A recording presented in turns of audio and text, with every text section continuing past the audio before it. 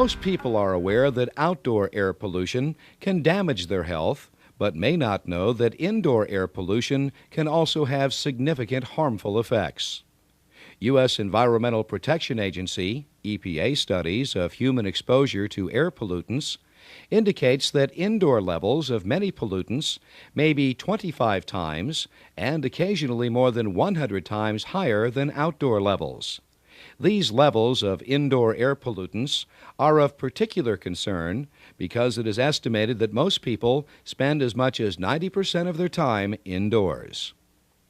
Over the past several decades, our exposure to indoor air pollutants is believed to have increased due to a variety of factors, including the construction of more tightly sealed buildings, reduced ventilation rates to save energy, the use of synthetic building materials and furnishings, and the use of chemically formulated personal care products, pesticides, and household cleaners. In recent years, comparative risk studies performed by the EPA and its Science Advisory Board have consistently ranked indoor air pollution among the top 5 environmental risks to public health. EPA, in close cooperation with other federal agencies and the private sector, has begun a concerted effort to better understand indoor air pollution and to reduce people's exposure to air pollutants in offices, homes, schools, and other indoor environments where people live, work, and play. Health issues. Awareness of indoor air pollution as an environmental issue is relatively new. Indoor air pollutants can cause long and short-term health effects, especially when concentrations build up. One challenge for researchers today is to increase our understanding of the possible health impacts of being exposed to mixtures of indoor air pollutants at low levels for long periods of time. Some health effects may show up years after exposure has occurred, or only after long or repeated periods of exposure, and thus can be characterized as long-term health effects. These effects, which include respiratory diseases and cancer, can be severely debilitating or fatal. Long-term health effects are associated with indoor air pollutants such as radon, asbestos, and environmental tobacco smoke. Immediate effects, which may appear after a single high-dose exposure or repeated exposures, includes irritation of the eyes, nose, and throat, headaches, dizziness, and fatigue. These immediate effects are usually short-term and treatable. Sometimes the treatment is simply eliminating the person's exposure to the source of the pollution, if it can be identified. Symptoms of certain diseases, including asthma, hypersensitivity pneumonitis, and humidifier fever, can appear soon after exposure to some indoor air pollutants. When symptoms of diagnosable illness can be attributed directly to airborne building contaminants, they are referred to as building-related illness. In contrast, there are situations in which building occupants experience symptoms that do not fit the pattern of any particular illness and are difficult to trace to any specific source. This phenomenon, referred to by some as sick building syndrome, is often temporary, but some buildings have long-term problems. Frequently, problems result when a building is operated or maintained in a manner that is inconsistent with its original design or prescribed operating procedures. Occupants may complain of one or more of the following symptoms: dry or burning mucous membranes in the nose, eyes, and throat, sneezing, stuffy or runny nose, fatigue or lethargy, headache, dizziness, nausea, irritability, and forgetfulness. Contributing factors may include inadequate ventilation, chemical and biological contamination from indoor or outdoor sources, and other non-pollutant stressors such as temperature, humidity, lighting, ergonomic problems, and job-related psychosocial issues. Indoor air pollution costs. Initial efforts by EPA to assess the costs of indoor air pollution concluded that it was reasonable to estimate that the costs of indoor air pollution were in the tens of billions of dollars per year. The major types of economic costs associated with indoor air pollution are direct medical costs for people whose health is affected by poor indoor air quality.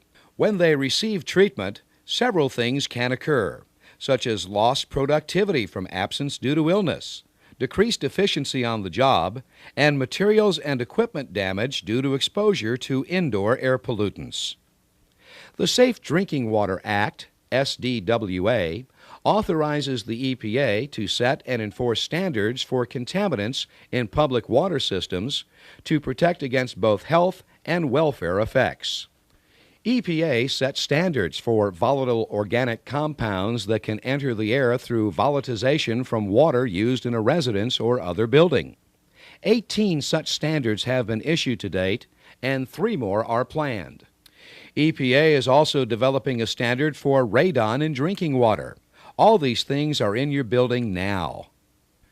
The carpet industry has agreed to test new carpet floor covering materials for total volatile organic compound emissions and is exploring ways of lowering emissions from carpet products. It's advisable that anyone purchasing carpeting for buildings consider the VOC, or volatile organic compounds, in the carpet. HVAC systems are designed for heating, ventilating, and air conditioning, HVAC, but is not able to control air pollutant levels and/or ensure thermal comfort. Persons responsible for buildings must consider the wide range of potential hazards and take the necessary action to prevent indoor quality degradation. Keeping HVAC systems clean and properly filtered can greatly reduce these exposures. Indoor air pollutants can originate within the building or be drawn in from outdoors.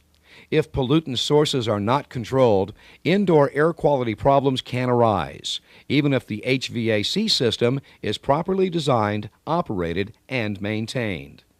Air contaminants consist of particles, dust, fibers, bioaerosols, and gases or vapor. There are even plants that emit indoor air pollution. You should examine the use of plants to make sure they are not contributing to indoor air pollution. The application of pesticides is subject to the Federal Insecticide, Fungicide, and Rodenticide Act. Pests and pesticides can pose significant problems and risks to people, property, and the environment. All organizations should have a policy for the control of structural and landscape pests. Pests are populations of living organisms, animals, plants, or microorganisms that interfere with use of buildings for human purposes. Pests must be managed to reduce any potential human health hazard or to protect against a significant threat to public safety, prevent loss of or damage to the property or structures, prevent pests from spreading into the community, or to plant and animal populations beyond your area of responsibility. Enhance the quality of life to all occupants of the building. We all understand the implications of smoking inside a building. The role of exposure to tobacco smoke via active smoking as a cause of lung and other cancers, emphysema, and other chronic obstructive pulmonary diseases, and cardiovascular and other diseases in adults has been firmly established. Smokers, however, are not the only ones affected.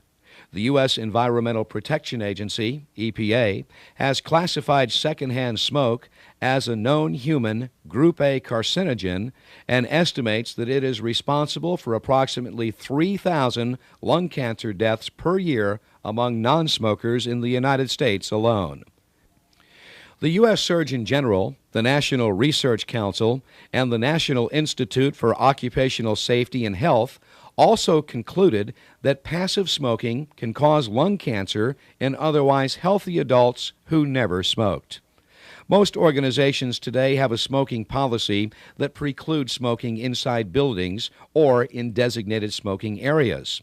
Most buildings today are not pollutant-free. Quite often, the health effects of poor indoor air quality can cause illnesses many years after exposure. The time is now to determine what pollutants are in your building system and have a strategy and action plan to reduce or eliminate these exposures. There are many new rules and regulations that will be imposed by legislation. Don't wait for the law to tell you what you must do. Begin now or continue your efforts to reduce emissions and other pollutants in the air. It'll pay big dividends for everyone working and visiting your building, and it's the right thing to do.